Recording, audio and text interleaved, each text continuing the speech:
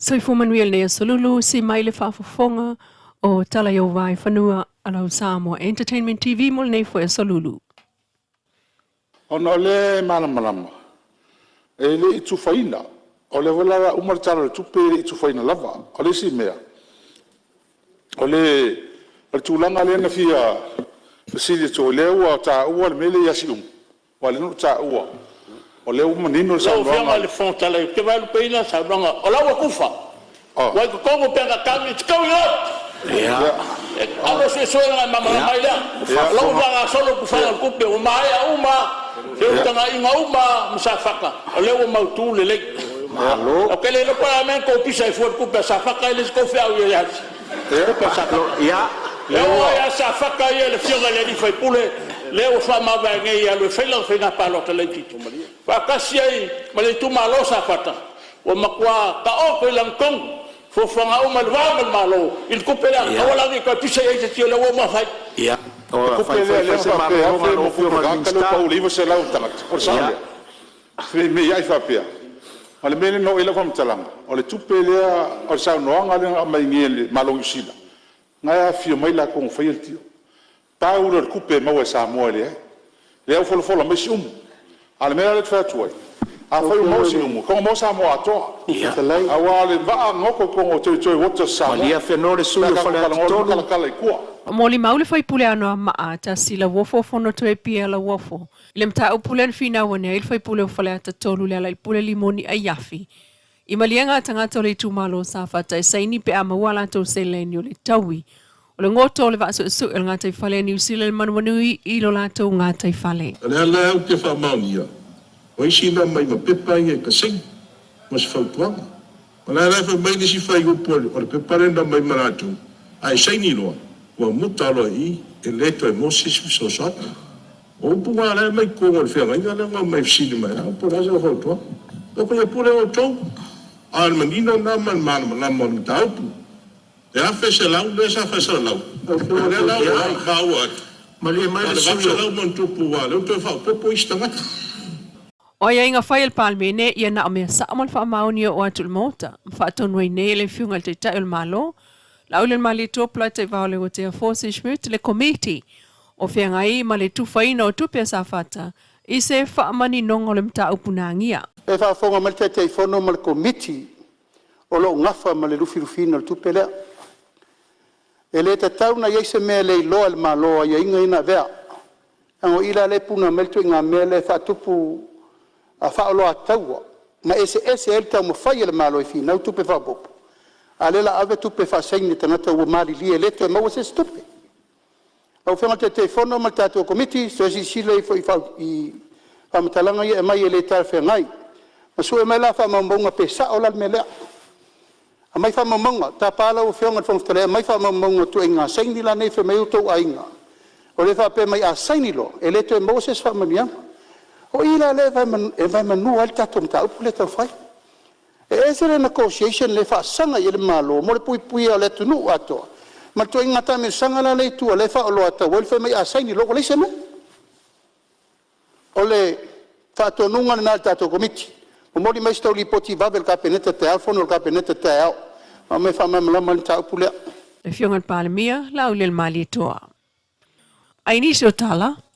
O lo te ena uma ila to tolu mo lianga le so tanga I tupe palpala.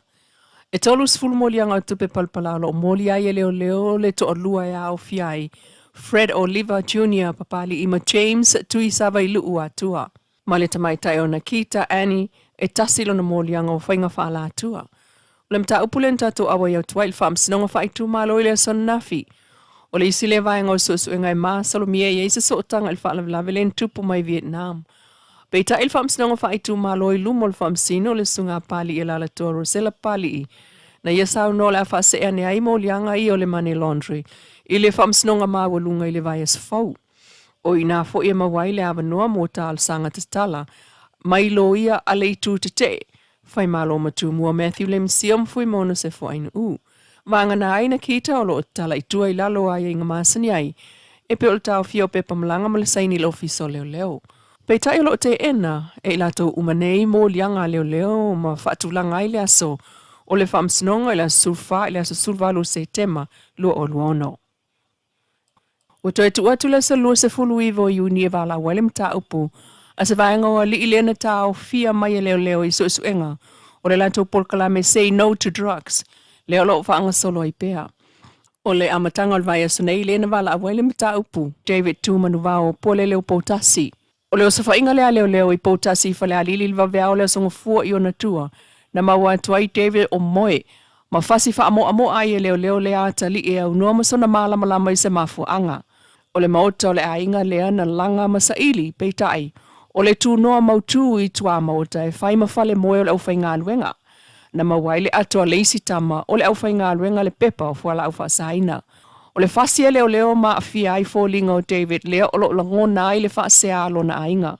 Na tau fia whaatasia i leo David malona tama le fio ngā tū manuwa o pualele. E ui ina e lea i fo ini fuala au whaasaina na mawai.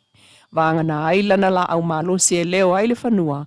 E le ile sita laina le na ave ai lava leo. O le mta upule ia David Tuman vau. E toi vala awai le solus flui vol masina nei. I le whaamasnonga mawalunga i mulinu.